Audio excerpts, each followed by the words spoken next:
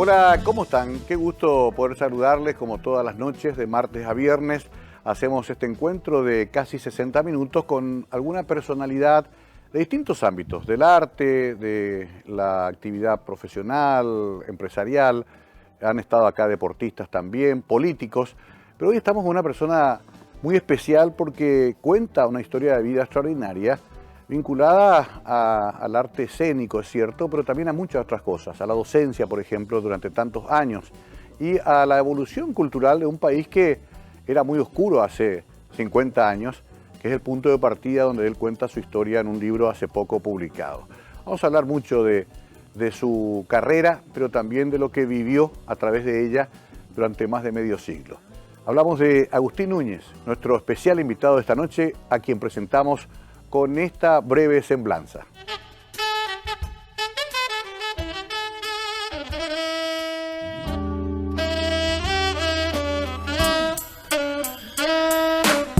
Domicio Agustín Núñez Talavera nació el 5 de mayo de 1947 en Villarrica, Paraguay. Es arquitecto, actor, escenógrafo, fotógrafo, docente y director de teatro, cine y televisión. Tomó clases en el Conservatorio de Teatro de Río de Janeiro, Brasil, con el San Francisco Mime Troupe, México, en la Real Academia de Arte Dramático, España. En Paraguay, dirigió el primer dramatizado de 4 capítulos, La Disputa, La Herencia de Caín, y se desempeñó como director artístico, asesor de guión y director de actores en El Portón de los Sueños. En 2016, estrenó su primer largometraje en circuitos comerciales, Santificar lo profano. Como actor y director de teatro ha trabajado en Paraguay, Colombia y Estados Unidos, siendo el primer director paraguayo que ha dirigido en forma profesional en estos últimos 2 países. Desde 1990 hasta el 2000 fue director de la Escuela Municipal de Arte Dramático en Asunción. Desde el 2000 al 2006, director del Instituto de Arte de la Municipalidad de Asunción. Está asociado con Francisco Rincón y del Centro de Investigación y Divulgación Teatral en Asunción, Paraguay, 1989. Ha sido presidente de mesa en 2 ocasiones del Festival Internacional de Cine de Asunción. Su labor como dramaturgo abarca la escritura de más de 30 obras de teatro.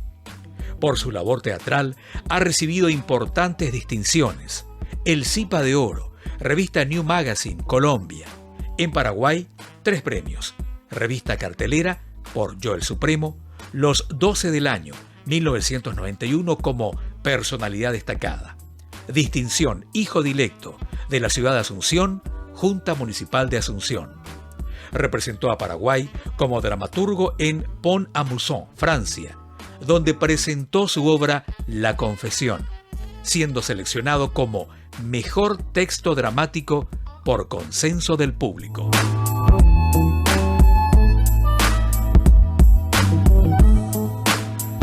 Bueno, ese resumen era apenas una suerte de pantallazo de la vida de Agustín. Aquí vamos a averiguar mucho más.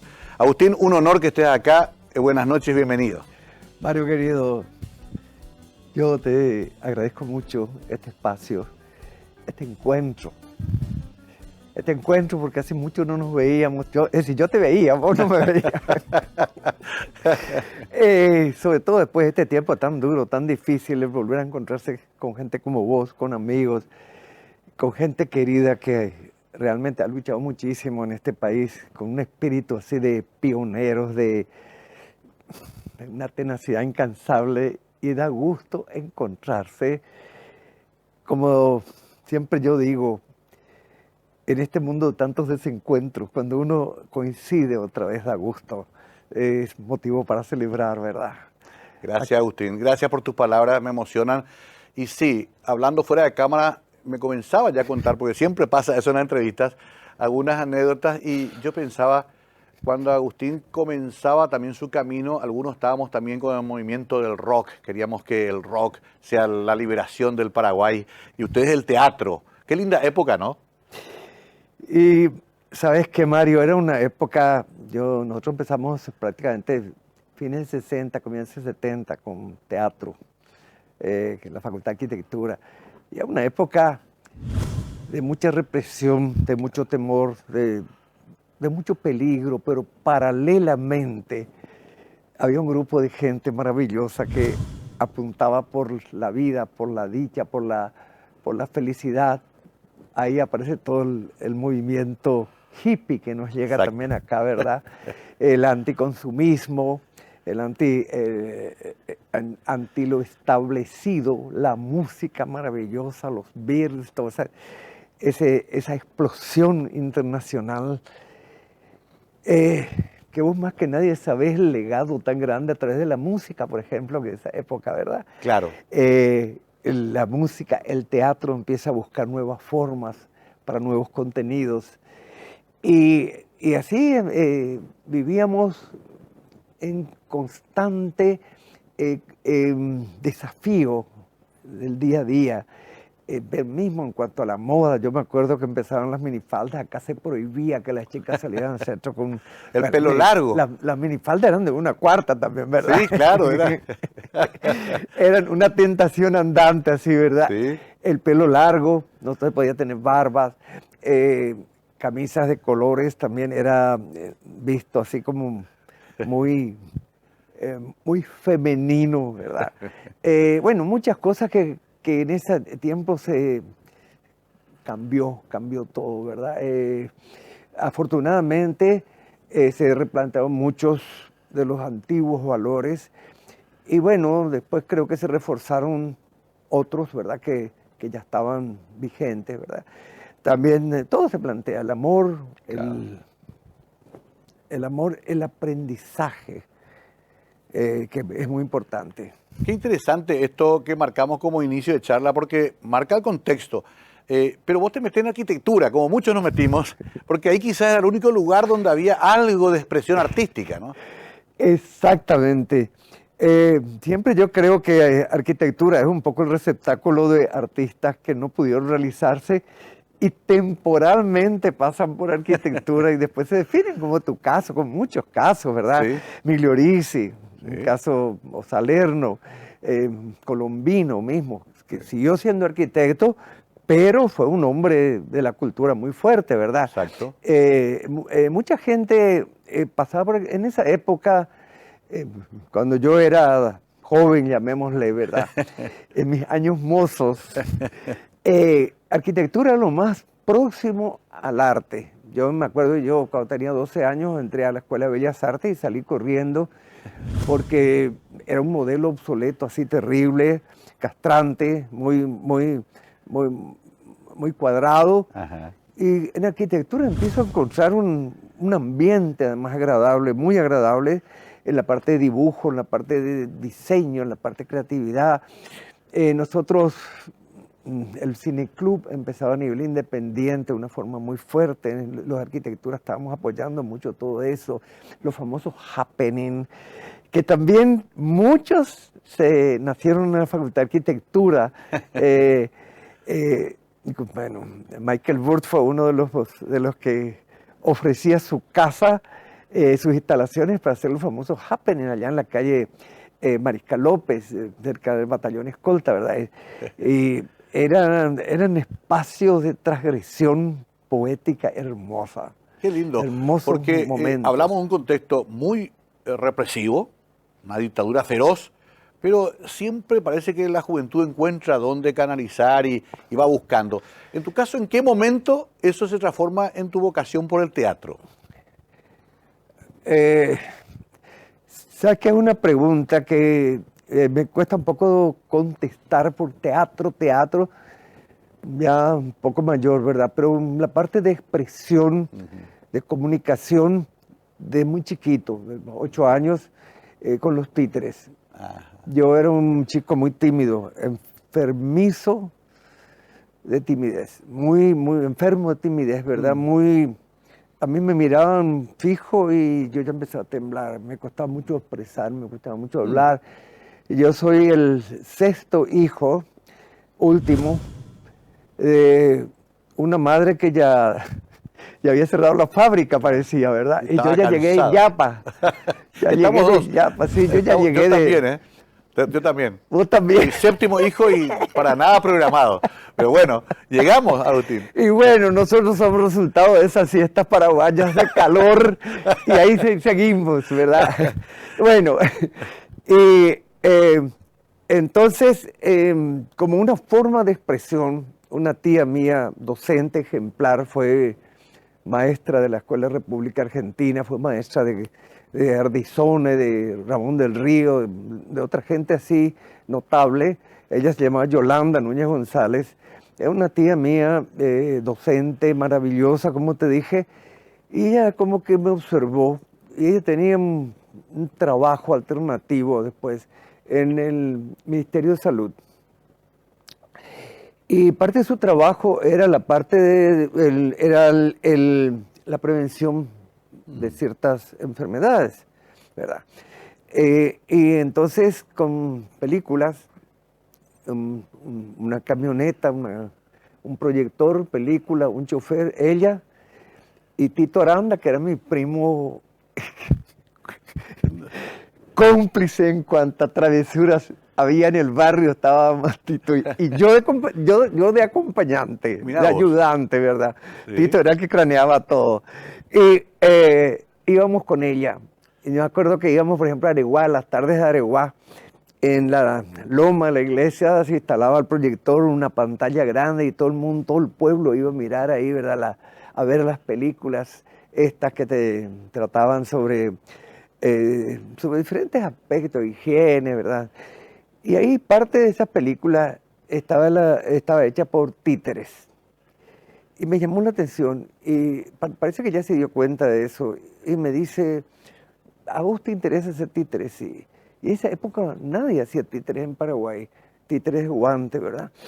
Entonces me dice, eso se hace con papier maché, es un papel que se hace, podemos hacer de papel diario, con una mezcla de agua, almidón, y empezamos a hacer, y empieza a gustarme, y me empiezo a comunicar a través de los títeres. Mirá vos. Empiezo a contar mis historias, empiezo a cantar, empiezo a recitar. Y un compañero mío de colegio, Carlos Lima Morra, ¿verdad? Él es arquitecto, hermano del ingeniero Lima, ¿verdad? Sí, claro, lo conozco. Con él era mi compinche para los títeres, pintamos la escenografía, hacíamos... Lo que es genial porque encontraste algo donde podías expresarte sin estar vos al frente.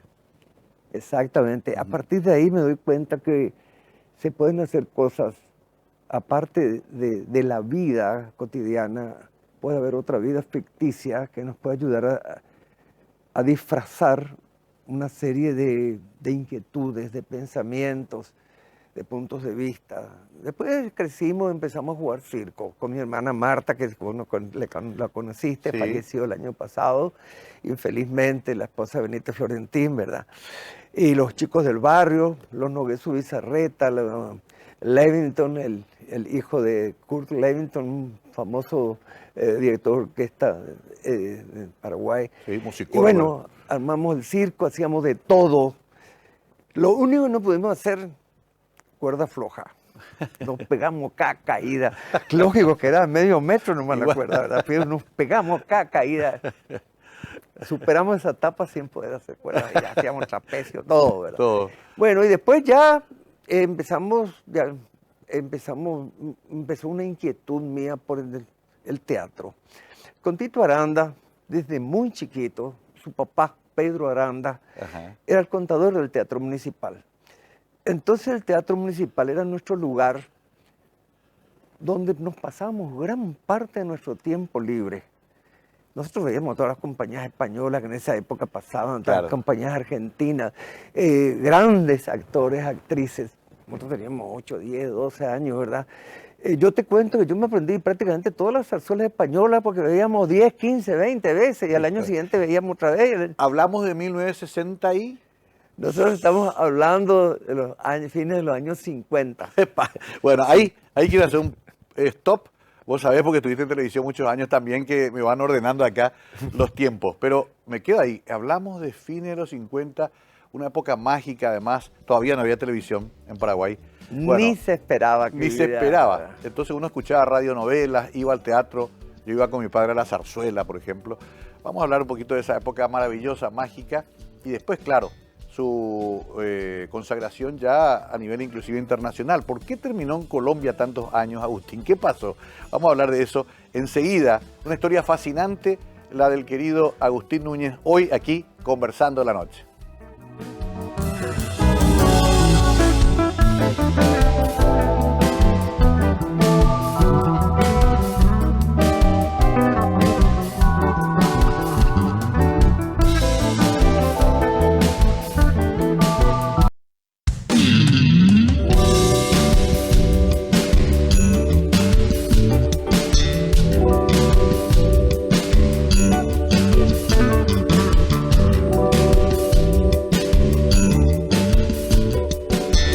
Agustín Núñez es un hombre multifacético porque también podríamos hacer todo un programa de su tarea docente, el estudio, la cantidad de gente que se formó ahí y por supuesto también otros aspectos como su presencia de muchos años en la televisión de Colombia, nada más y nada menos, un lugar muy competitivo que hasta ahora es vanguardia dentro de Latinoamérica en esa disciplina.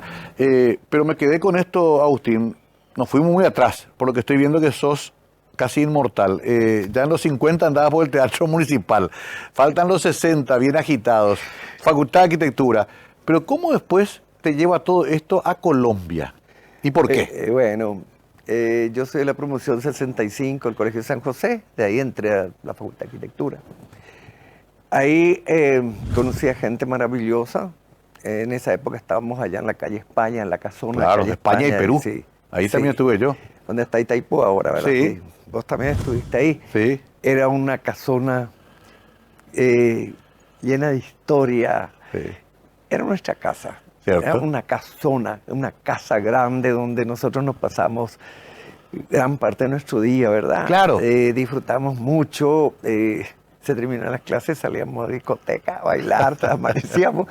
A las 7 de la mañana ya estamos todos en la facultad, así impecables, para seguir. Bueno, en arquitectura había un movimiento muy fuerte del Centro de Estudiantes Colorados, oficialistas, que manejaban las elecciones así como Stroessner. Así mismo se repetía ese modelo dentro de la facultad. Entonces se trató de crear como un centro paralelo en donde la parte cultural sea su punto de apoyo. Y se creó un grupo de lectura, se creó otro grupo de artes plásticas.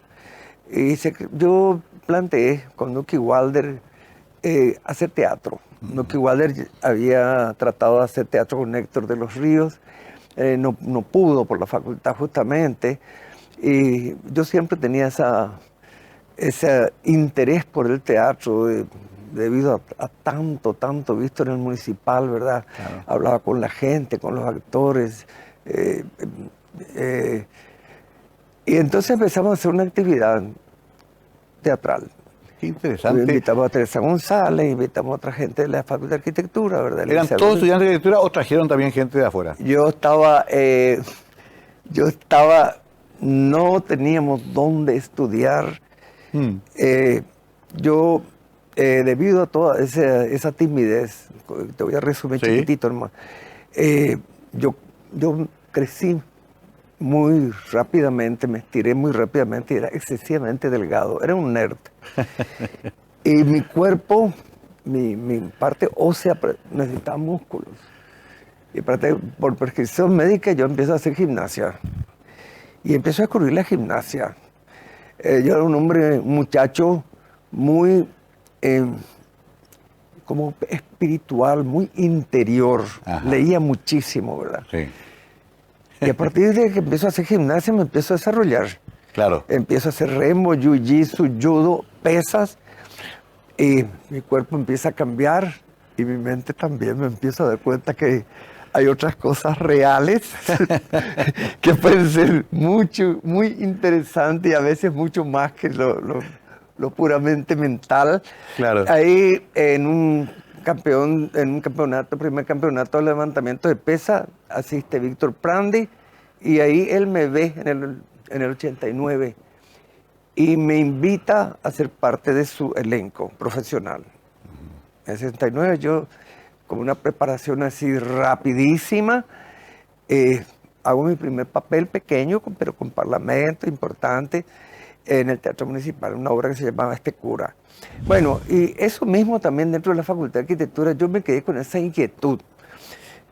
Pero yo le decía a los compañeros, chicos, chicas, yo hice esto, pero no creo que ese sea el teatro. Yo creo que el teatro es algo más vivo.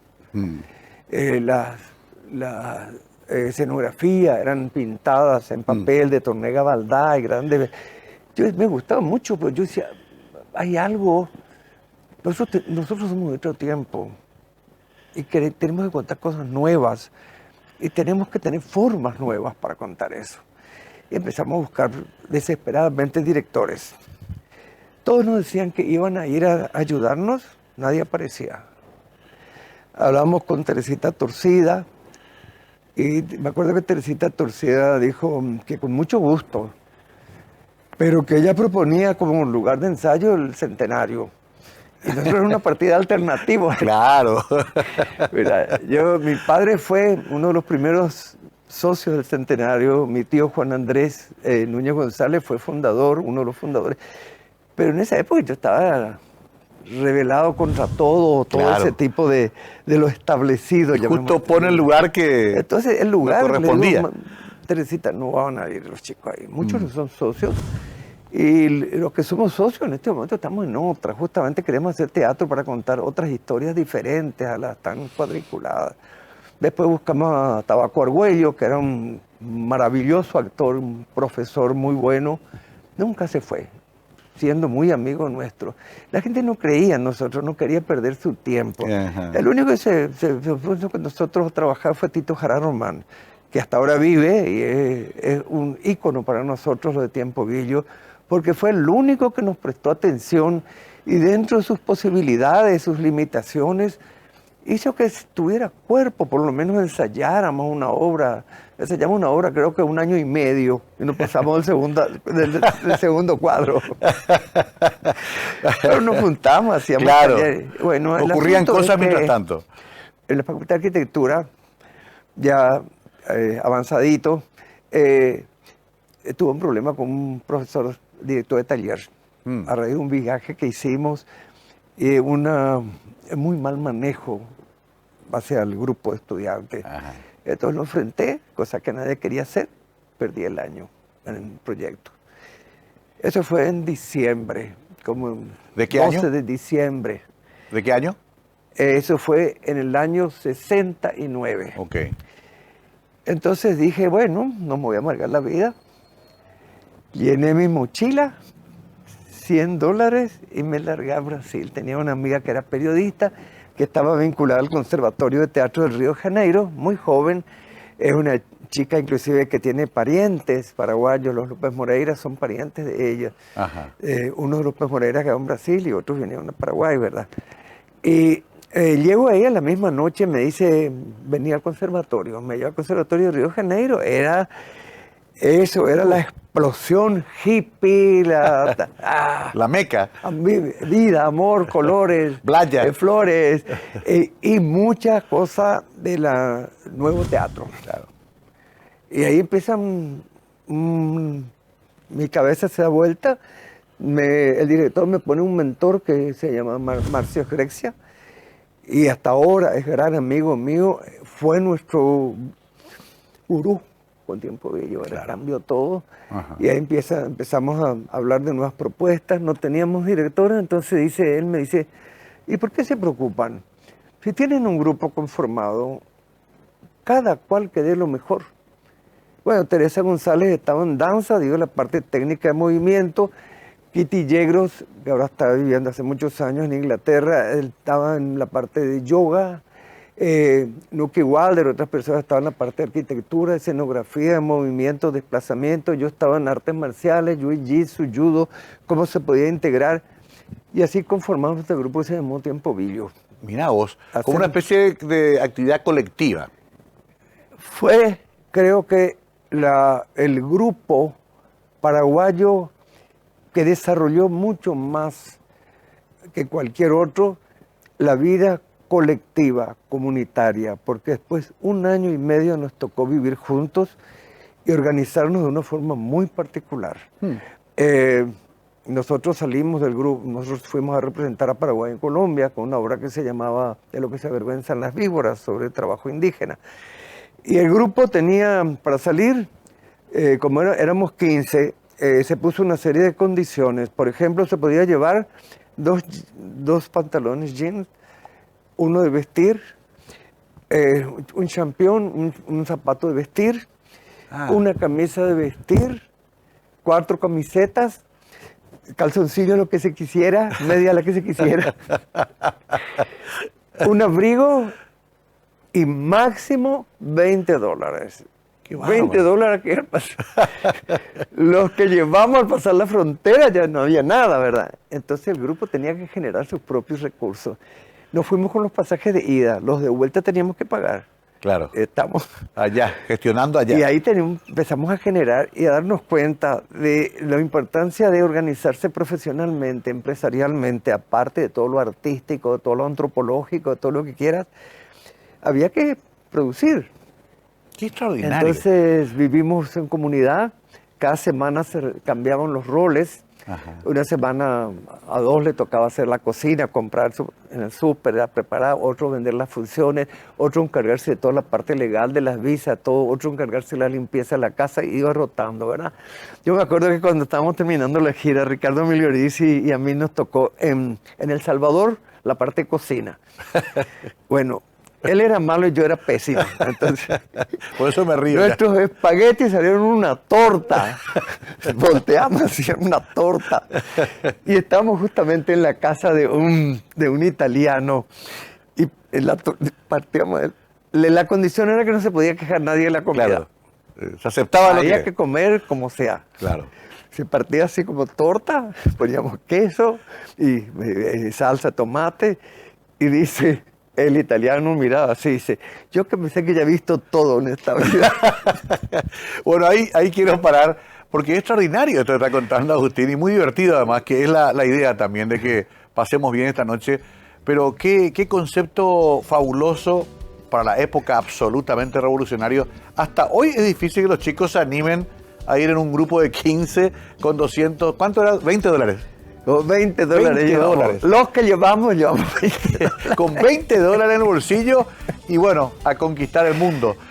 Fabulosa historia de Tiempo Villa en sus comienzos y las experiencias de Agustín también en distintos países, pero sobre todo Colombia. Después quiero hablar de Colombia, concretamente, porque además es un país muy cautivante, un país y una cultura que llama siempre la atención, por todo, por la exuberancia de su gente, de su geografía, por su cultura, por su música, que a mí me interesa mucho, por su arte. Enseguida hablaremos de eso también acá con Agustín, conversando la noche por Mega TV.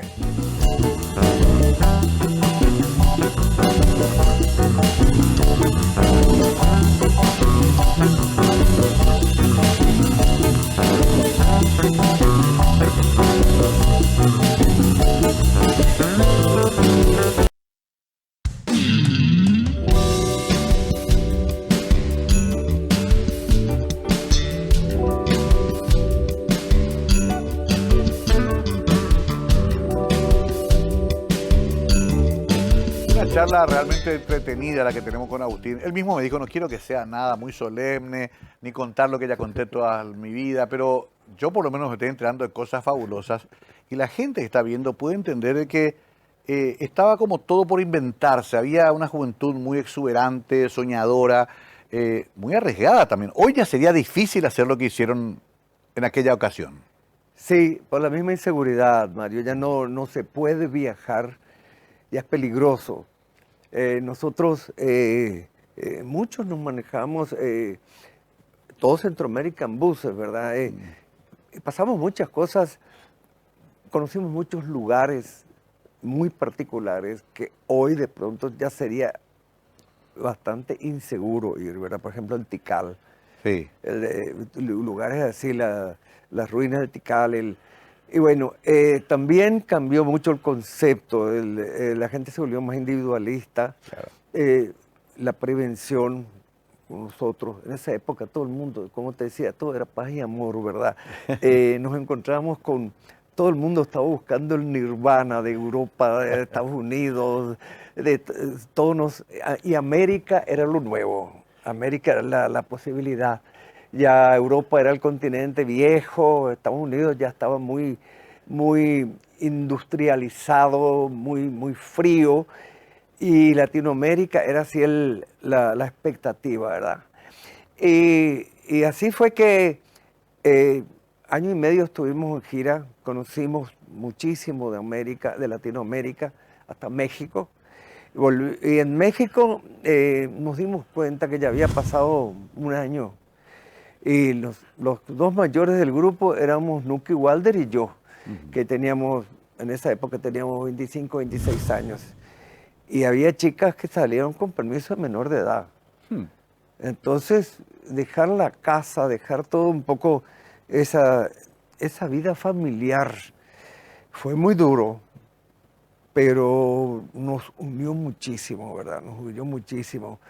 Creó afectos que hasta hoy permanecen intactos o más profundos, ¿verdad? Qué increíble, ¿no? ¿Y nos separamos todos. ¿Cómo te quedaste vos? ¿O viniste y volviste? ¿Cómo fue? En México decidimos poner una fecha, un lugar para separarnos. Okay. Que se acabe ahí tiempo y yo.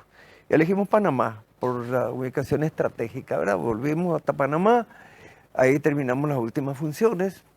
Y el Festival Internacional Teatro de Panamá, ganamos premio a la mejor obra, nos dieron la Mola de Oro de lo que se avergüenzan las víboras. Y ahí empezamos a separarnos, Mario. Fue de las cosas más duras que yo viví en mi vida. Íbamos al aeropuerto de Panamá, que era un aeropuerto de 2 plantas, ¿verdad? En la terraza miramos cuando todavía no había mangas para los aviones, los compañeros se iban a acompañar y eso era llanto y crujir de dientes. ¿Verdad? Claro. Era como si nos sacaran una parte de nuestra. Pero bueno, ahí yo, en todo ese tiempo, cuando en el 73, yo estaba terminando arquitectura en Paraguay, me dice el director de taller, o te vas a tu gira y no terminas arquitectura, o terminas arquitectura, yo me voy a la gira. Y me propuse terminar una facultad que yo quisiera en el país, que desde que salimos de acá averigüé en todos los sitios donde llegábamos sobre la facultad, los programas.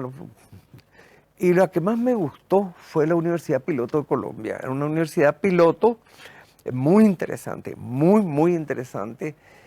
Y a mi regreso me quedé en Bogotá, Colombia. Y ahí ya me quedé supuestamente por 2 años para terminar. Yo tenía que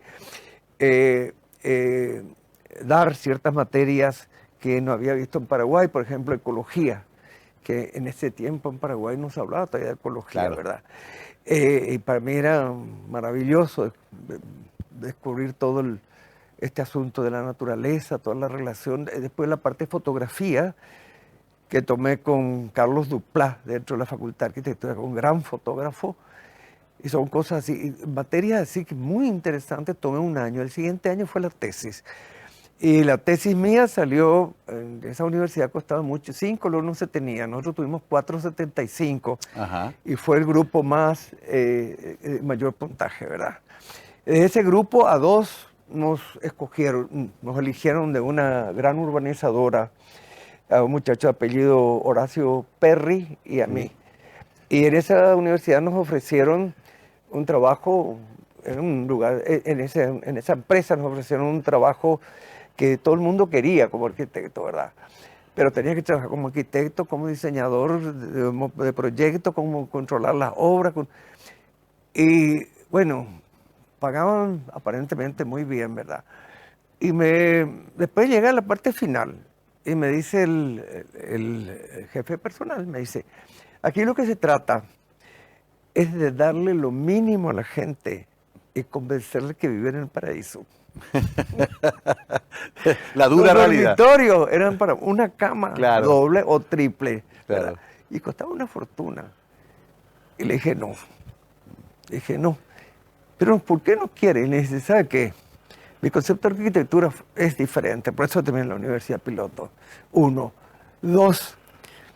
Yo prefiero dar alas al ser humano que meterle en jaulas. Claro. Así que voy a seguir en lo que amo, que es teatro. ¿Y va a dejar arquitectura? No. Yo voy a hacer arquitectura en el teatro. Tengo una base grandísima para hacer teatro. Por eso pude hacer Yo el Supremo, por eso pude hacer La Divina Comedia de Colón y muchas otras obras. Yo creo que si yo no hubiera sido arquitecto, mi concepto de teatro hubiera sido muy diferente.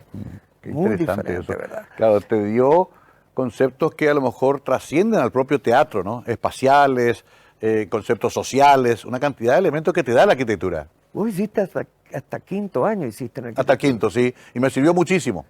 Hay Es mi base. en quinto año uno ya tiene un título menor que arquitecto, Sí, ¿verdad? constructor. Sí, exactamente. Sí. Jefe de toda la parte de obras. Tiene un nombre, Sí, tiene sí. un nombre más elegante, Es ¿verdad? más elegante, un constructor. Pero claro que sirve y claro que es una formación de cultura general extraordinaria Te también. da una visión de sociología, antropología, todo eso tiene historia del arte. Sí, exacto. Que pucha, Teoría. historia del arte primero y segundo. Sí. Nosotros teníamos a Pelayo García de profesor de historia del arte en primer año y para mí fue uno de los profesores más grandes que tuve porque era un filósofo. Laureano Pelayo García. Laureano. Mi único 5 en primer curso. ¿Fue también? ¿Cómo? Sí, mi único 5. Porque adoraba Era esa clase. maravilloso, era un Sí. hombre que te hacía amar la Sí, arquitectura, porque no era arquitectura era una parte Sí. de todo un concepto, una sociedad, ¿verdad? Ahora, ahí, ahí te sincerás con esta gente, decir, yo no voy a construir estas jaulas.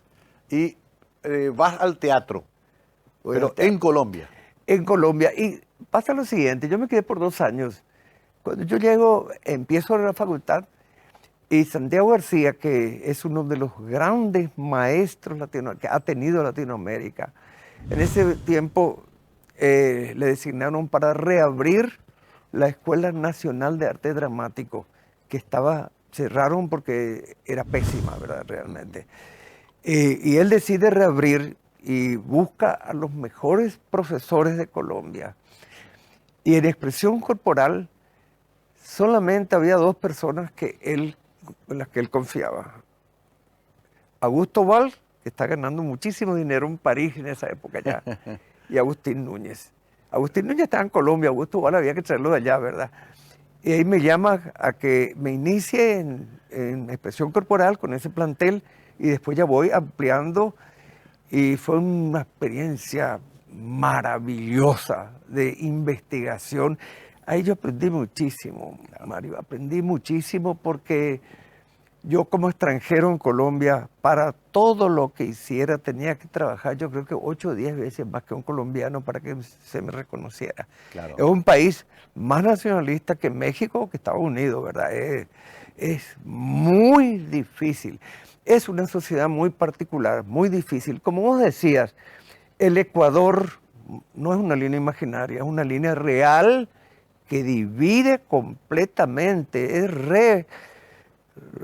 rebola ese cuento de que Latinoamérica somos uno, el mismo pensamiento. No, Hay en diversidad. Latinoamérica hay una división muy grande entre lo que está arriba del Ecuador y lo que está abajo del Ecuador, ¿verdad? Qué fabuloso, porque, perdón que te interrumpa ahí, pero además hay varias Colombias. Está el Caribe, está el Pacífico. Colombia es un el país Valle, de países, claro. como Brasil. La montaña. No, todo cambia, la comida, la tipología de la gente, las costumbres, el paisaje, la temperatura. Bogotá es una ciudad que por la altura siempre hace fresco o frío. Sí, El Caribe nunca hace frío. claro. Y ahí tenés toda una gama de climas que vos elegís. Yo a 2 horas me cansaba, me humedecía en Bogotá y a las 2 horas yo bajaba y tenía el calor de Paraguay. ¿Cuántos años en total estuviste 16 años yo tuve en 16 Colombia. años. Ahí trabajé mucho, esperé. Apenas llegué, bueno, empecé en la parte de teatro, la gente empezó a conocer, yo ya tenía una carta de presentación con Tiempo Billo muy, muy seria. Y me empezaron a llamar para hacer papelitos en televisión. Papelitos con parlamento, ¿verdad? Y me llamaban y me decían, bueno, ¿cuánto me van a pagar? No, y vas a tener tarifa de cuarta. No. Yo voy a entrar a televisión cuando me paguen de primera. No me importa esperar. Esperé 6 años, Mario. Me ofrecían cosas, pero tenía que bajar la cabeza ante muchas cosas. Y dije, yo no voy a someterme a nada. Yo tengo un trabajo, me pagaban en la Escuela de Arte Dramático, me pagaban un sueldo increíblemente alto. Entonces no tenía tampoco esa apuro, urgencia. Decía, no estoy tan necesitado como para que tener que bajar mi orgullo. Pero después de 6 años sí lo pudiste hacer. Ahí voy a poner el punto para la próxima parte de la charla, porque este señor es famoso en Colombia, no solamente en Paraguay. Y un poco también después ir redondeando lo que fue todo este tiempo ya con el estudio, ese momento tan especial del Supremo, un momento bisagra en la cultura paraguaya. Y bueno, también un poco lo que es su actual presencia como un referente, como un maestro de las artes, como bien lo distinguieron también hace no mucho tiempo. Enseguida volvemos con Agustín Núñez acá, conversando la noche por Mega TV.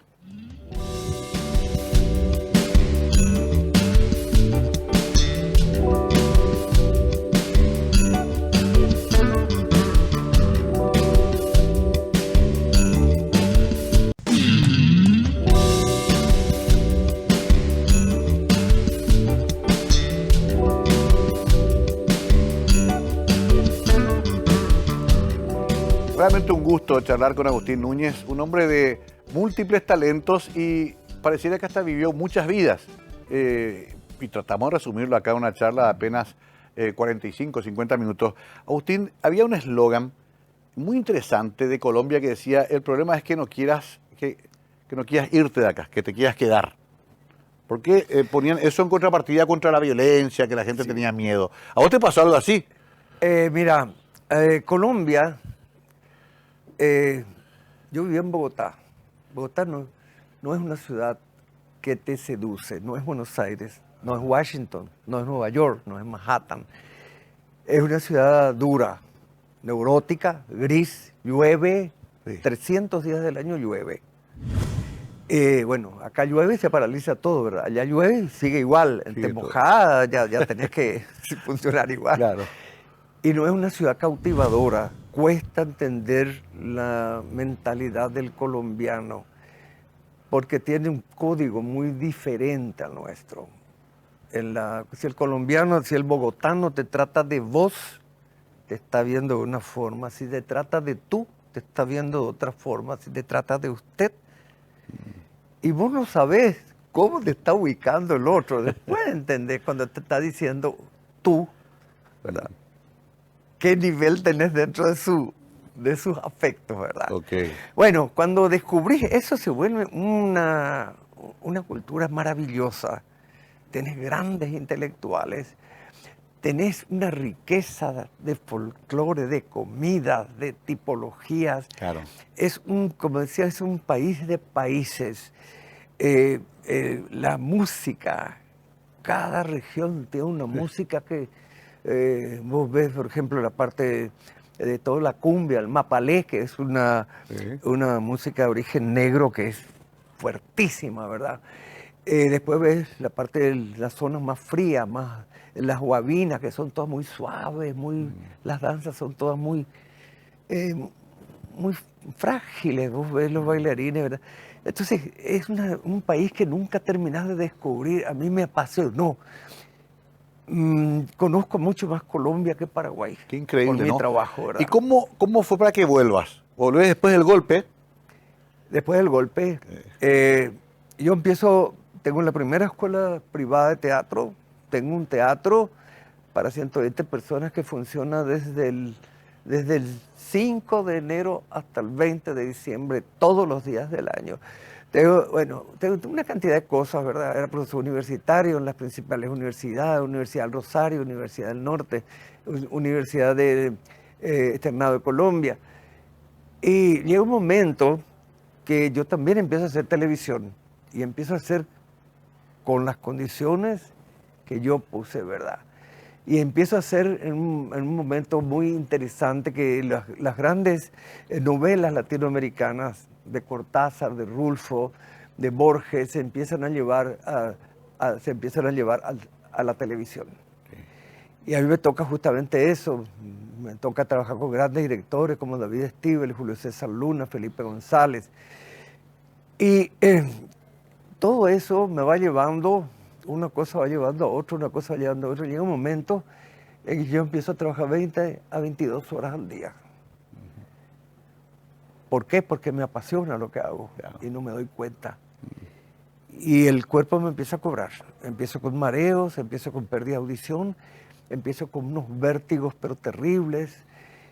Y no, era por estrés. Y no podía dejar, era impresionante. Un gran amigo mío, director de teatro, amigo de Tiempo Villo, Joaquín Casadiego, un psiquiatra, psicólogo psiquiatra, director del neuropsiquiátrico de Bucaramanga, me dice: Agustín, vos tenés que volver. Ahí se da el golpe y se dan muchas cosas. Se da una guerra civil entre el narcotráfico y el ejército. Claro. Empiezan a poner bombas en todas partes. En una semana en mi cuadra pusieron 5 bombas. En 100 metros, 5 bombas. Yo decía, falta que me pongan en mi escuela nomás mi teatro. Claro. La gente no va más a ningún lado. Como en la pandemia, nadie sale. Bueno, y ahí se da el golpe, llegó un momento en que quería reencontrarme con los míos. Yo decía, tanto trabajo acá, tanto hago, tanto formo. Muchos de los que están haciendo televisión y teatro ahora en Colombia se han formado conmigo. Ahora ya están dirigiendo, ya son grandes productores inclusive, ¿verdad? Y volví y coincidí con el regreso de Roa, y coincidí con el reencuentro con Ricardo Migliorisi, con Gloria Muñoz, con la gente de Tiempo Villo, y ahí decidimos hacer el Centro de Investigación y Divulgación Teatral, al cual pertenece el estudio. Augusto Roa Bastos fue el asesor intelectual del estudio, de este centro, y ahí empiezo ya a radicarme en Paraguay.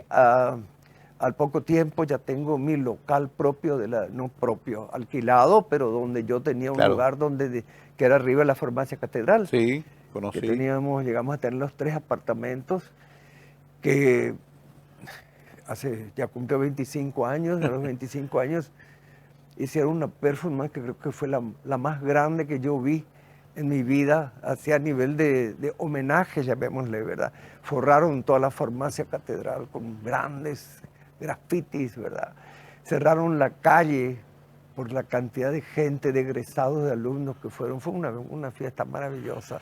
Bueno, y después ya vino la pandemia. Sí, resumiendo. Resumiendo muy sucintamente, sí, porque se nos va acabando el tiempo, pero justamente tiene un libro, Agustín, que me trajo para que yo siga esta historia y se la cuente a ustedes. Pero qué extraordinario todo lo que viviste, Agustín. Tu vida es de novela.